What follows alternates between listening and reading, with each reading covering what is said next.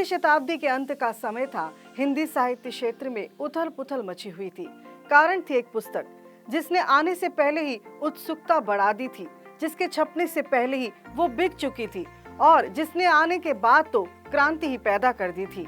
और ये पुस्तक थी हिंदी साहित्य का युग निर्माता कहे जाने वाला महान ग्रंथ सत्यार्थ प्रकाश।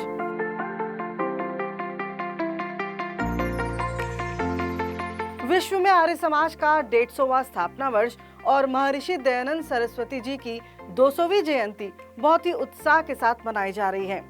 महर्षि के उपदेशों, मंतव्यों, सिद्धांतों, रचनाओं को पढ़ना, उनको समझना, उन पर लेख लिखना प्रेरित करता है। लेकिन क्या आप जानते हैं कि उनके द्वारा लिखित रचनाएं भी किसी की प्रेरणा का अंजाम है? हैरान हुए ना जानकर? उत्सुकता बढ़ गई कि कौन प्रेरणा दे गया। आप प्रेरणा के स्रोत महर्षि को। चलिए आर्य समाज के इतिहास के कुछ पन्ने पलट कर देखते हैं और जानते हैं क्या है सारा किस्सा।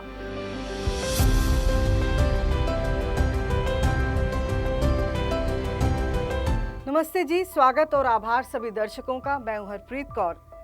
सत्यार्थ प्रकाश का नाम आते ही उदयपुर का नवलखा महल स्मरण हो जाता है, जिसकी इमारत का कोना कोना बताता है कि ये ही सत्यार्थ प्रकाश की रचना स्थली है। सन 1882 में राजा सज्जन सिंह के महल के इसी अतिथि गृह में लगभग 6.5 महीने रुककर महर्षि दयानंद सरस्वती जी ने सत्यार्थ प्रकाश की रचना की थी। यहाँ महर्षि दयानंद के लेखन कक्ष में 14 कोण और 14 कहानियों वाला स्थापित स्तंभ विश्व के महानतम ग्रंथ सत्यार्थ प्रकाश के हर अध्याय को दर्शा रहा है और गौरवमय इतिहास की गवाही दे रहा है।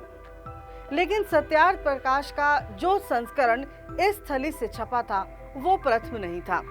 तो फिर पहला संस्करण कहां से छपा था? क्या है उसका इतिहास? ये प्रश्न स्वाभाविक है। दरअसल ये किस्सा 1874 का है। मई में जब पहली बार महर्षि दयानंद सरस्वती हिंदी में व्याख्यान के लिए काशी पधारे हुए थे। उस समय वे अपने एक भक्त मुरादाबाद निवासी काशी के डिप्टी कलेक्टर राजा किशन दास के यहाँ ठहरे थे। कहते हैं राजा जी के आदर सत्कार से वे इतना प्रसन्न थे कि जब भी मुरादाबाद जाते थे तो उनकी कोठी में ही रुकते थे। राजा जी महर्षि के विचारों, व्याख्यानों से अत्यधिक प्रभावित थे। काशी में भेंट दौरान उन्होंने महर्षि दयानंद सरस्वती से निवेदन किया कि उनके उपदेशों से जो लोग वंचित रह जाते हैं, जो उनके व्याख्यान सुनने नहीं आ पाते हैं, उन तक महर्षि के विचार पहुंचाने के लिए उनको अपने विचार, मंतव्य, धर्म उपदेश आदि को ग्रंथ रूप में लिखवा देना चाहिए। इस अत्यंत उपयोगी सुझाव को महर्षि दयानंद ने तुरंत स्वीकार कर लिया और यहीं से आरंभ हुआ इस पावन ग्रंथ की रचना का सफर। महर्षि ने सत्यार्थ प्रकाश जैसे क्रांतिकारी ग्रंथ का पूरा करने का संकल्प ले लिया। राजा जयकिशन दास के नाम से मशहूर जयकिशन का जन्म 24 नवंबर 1832 को मुरादाबाद में श्री वृंदावन दास चौबे के एक सम्मानित परिवार में हुआ था। उनके पिता मुरादाबाद में एक सम्मानित और प्रभावशाली व्यक्ति थे। जयकिशन दास ने अपनी औपचारिक शिक्षा मुरादाबाद में पूरी की और तहसील में कोषाध्यक्ष के रूप में सिविल सेवा में शामिल हुए और डिप्टी कलेक्टर के रूप में रिटायर हुए थे। राजा जयकिशन ने शिक्षा और सांप्रदायिक सद्भाव को बढ़ावा देने में अपना जीवन लगा दिया। समाज के कल्याण हेतु कार्यों को करने के लिए वे सदा तत्पर रहते थे। सरकार और लोगों के बीच सामंजस्य बनाने के लिए उनकी सेवाओं के लिए उन्हें म्यूटिनी मेडल से सम्मानित किया गया था। 1860 में उन्हें राय बहादुर और राजा की उपाधि मिली और वे राजा जयकिशन दास बहादुर बन गए।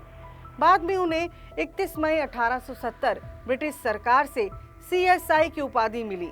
30 अप्रैल 1905 को उनकी मृत्यु हो गई थी।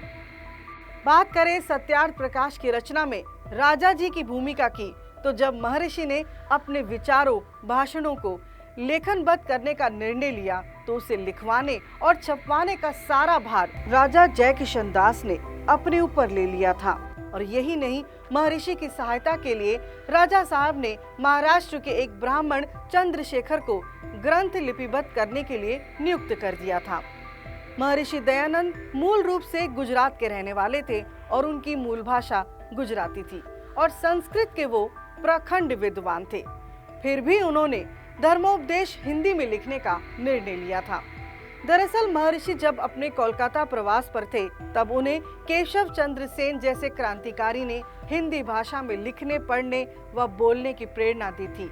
उसे भी महर्षि दयानंद ने उसी दिन से अपना लिया था और राजा जय किशन दास के आग्रह पर जन जन तक ज्ञान की गंगा प्रवाहित करने के मंतव्य के साथ सत्यार्थ प्रकाश को हिंदी में लिखना स्वीकार किया था।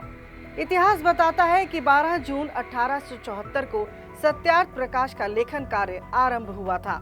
लगभग 3.5 महीने में उपदेशों का यह संग्रह पूरा कर लिया गया था।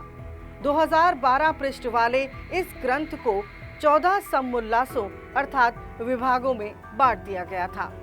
साल था 1875। सत्यार्थ प्रकाश राजा जी की मदद से काशी निवासी मुंशी हरवंश लाल की लाइट प्रेस में छपकर प्रकाशित होने के लिए चला गया था।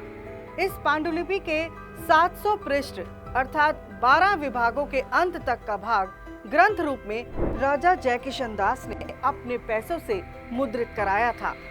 कहते हैं कि राजा जी की देखरेख में उस समय पुस्तक के प्रथम संस्करण की 1000 प्रतियां छपी थी। प्रथम संस्करण के मुद्रण काल में ही ये पुस्तक इतनी प्रसिद्ध हो गई थी और इतनी मांग थी कि स्वामी जी को मुद्रण के पूर्व ही 120 पृष्ठ 1 रुपए में बेचने पड़े थे। अर्ध मुद्रित ग्रंथ के पढ़ने की उत्सुकता ग्रंथ की उपयोगिता और महत्ता पर प्रकाश डालती है। महर्षि के इस ग्रंथ ने आडंबरों, अंधविश्वासों, कुरीतियों, अनैतिकता, अज्ञानता, असमानता, जातिवाद की बेड़ियों में जकड़े भारतवासियों के विचारों में क्रांति ला दी थी। संस्कृति और सनातन परंपरा से विमुख अधर्मियों को वापसी की राह दिखाई थी।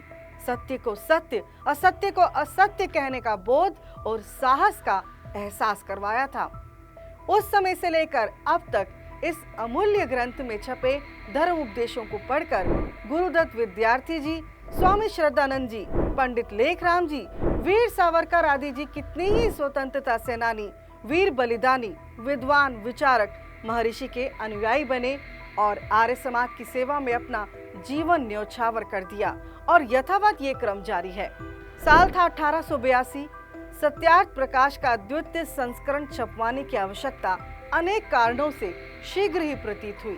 धर्म प्रचार के कार्यों में व्यस्तता रहने के बावजूद महर्षि दयानंद ने सत्यार्थ प्रकाश का संशोधित संस्करण तैयार किया और जगह चुनी गई थी उदयपुर का नवलखा महल।